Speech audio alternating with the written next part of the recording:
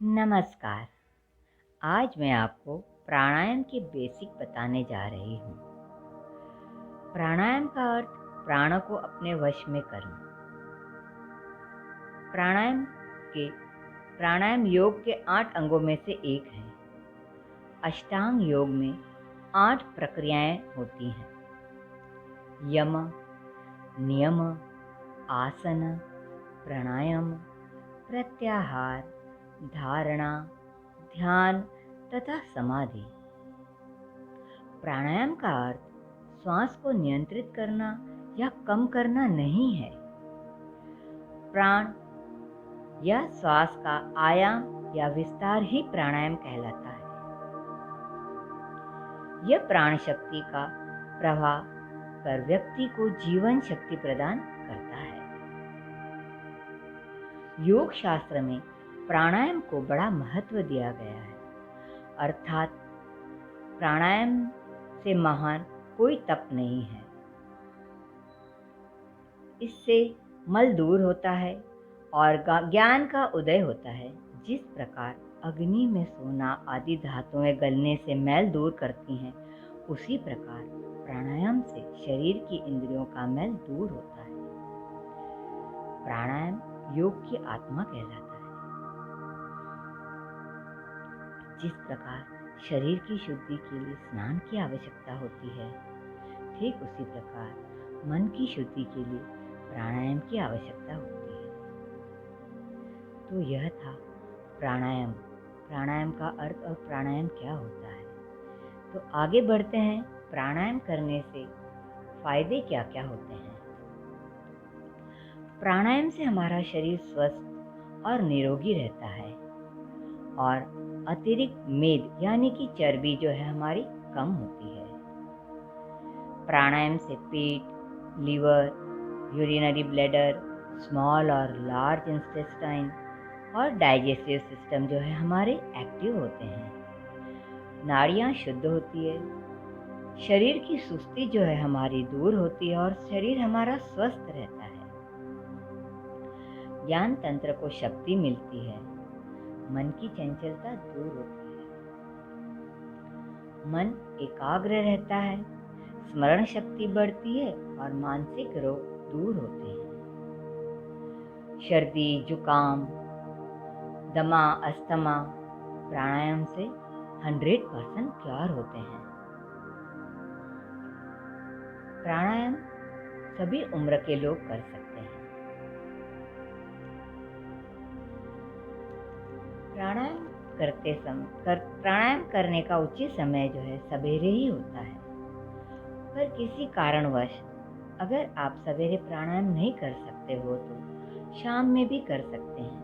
पर ध्यान रहे, प्राणायाम या योग अभ्यास भोजन के 3-4 घंटे बाद ही करें।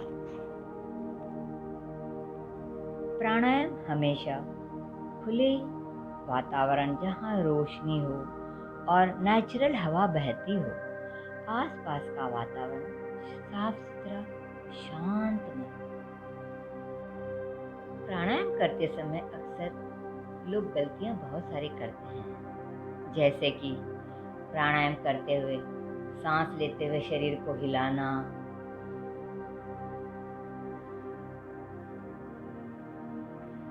इस तरह सांस लेते समय शरीर को हिलाएं मत।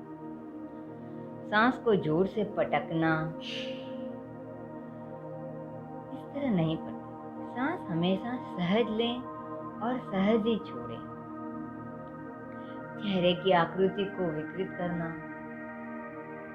सांस लेते हुए चेहरा इस तरह बनाना, सांस छोड़ते हुए सांस इस तरह चेहरे को करना, आवाज निकालना, ये सब गलतियां होती है, नहीं करना चाहिए।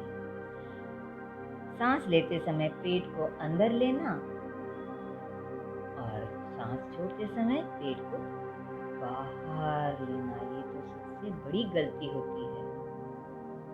तो ये सब गलतियां आप नहीं करेंगे। मैं आगे इस तरह बताऊंगी कि किस तरह प्राणायाम करना है। सबसे पहले प्राणायाम सीखने के पहले हमें प्राणायाम के 3 शब्दों का जानना बहुत ही अनिवार्य है। प्राणायाम में पूरक को यानी सांस लेना होता है, यानी कि इनहेल करना, और सांस छोड़ना यानी कि रेचक कहा जाता है, यानी कि सांस को बाहर छोड़ना, एक्सहेल करना। कुंभक यानी कि सांस को अंदर की ओर या बाहर की ओर रोकना, यानी कि ब्रीथ द होल इनसाइड और आउटसाइड। तो ये शब्दों का ध्यान हमें रखना चाहिए। पूरक यानी सांस लेना, रेचक यानी सांस छोड़ना, और कुंभक यानी सांस को रोके रखना।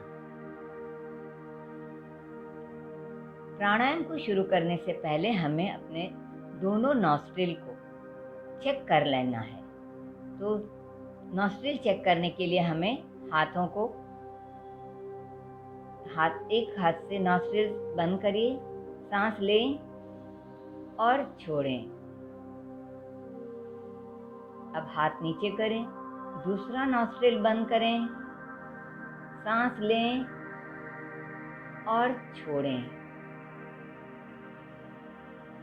अगर दोनों नॉस्ट्रिल में से किसी एक नॉस्ट्रिल बंद है तो हमें अपोजिट साइड का नॉस्ट्रिल बंद करके हल्के हल्के सांस लें और 3-4 सांस छोड़ेंगे तो हमारा नॉस्ट्रिल जो है खुल जाता है, यानी कि हम प्राणायाम के लिए तैयार हैं। और अगर बहुत सर्दी है और नॉस्ट्रिल बंद है तो उस नॉस्ट्रिल से हमें सांस नहीं लेनी चाहिए, छोड़ देना चाहिए।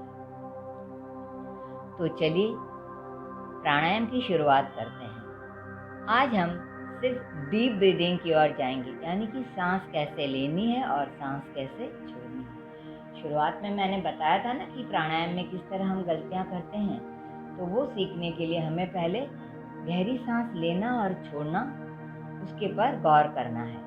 तो चलिए, एक हाथ पेट पे रखेंगे, दूसरा हाथ अपनी छाती पे रखेंगे, जिससे हमें आभास होगा कि हमारी सांस अंदर कहाँ तक जा रही है, और सांस छोड़ते हुए पेट को अंदर किस तरह करना है वो आप जान जाएंगे। तो चलिए सांस लेंगे,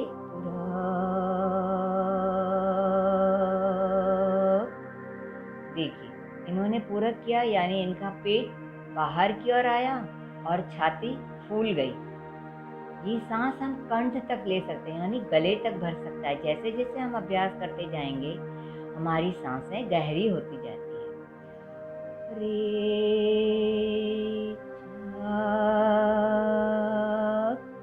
देखिए सांस छोड़ा यानी रेचक किया तो पेट को अंदर की ओर जाने दिया, पर अपने शरीर को इन्होंने हिलाया डुलाया नहीं, न कि मुंह की चेहरे की आकृति को खराब किया। इस तरह 8-10 सांस लें और छोड़ें।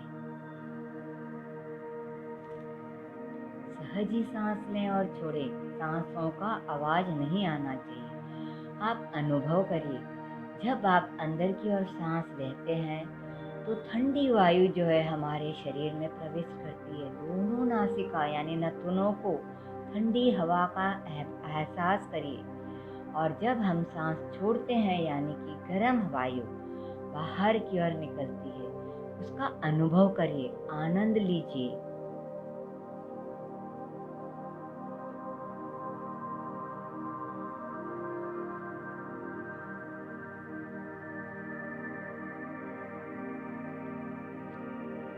अब प्राणायाम के अनेक प्रकार होते हैं, जैसे कि अनुलोम विलोम, यानी एक नासिका को बंद करके दूसरी से सांस लेना, दूसरी को बंद करके सांस छोड़ना, फिर उसी नासिका से सांस लेके दूसरी नासिका को छोड़ना, इसे अनुलोम विलोम कहा जाता है। कपालभाति, कपालभाति में सांस को सिर्फ हमें पटकना है, उसमें हमारे शरीर में सिर्फ पेट की हलन चलन करेंगे, हमारे शरीर की हलन चलन नहीं होगी, इसे कपालभाति कहा जाता है। भ्रामरी, दोनों कानों को बंद कर देंगे, हाथों से चेहरे की ढक देंगे और सांस लेके मधुमेह यानी कि हनी भी किस तरह भ्रमण करती है उस तरह हम लोग करेंगे। यह जिन लोगों को रात्रि में नींद नहीं आती है वे ये प्राणायाम करेंगे तो उनकी ये समस्याएं दूर हो जाती है। भस्त्रिका।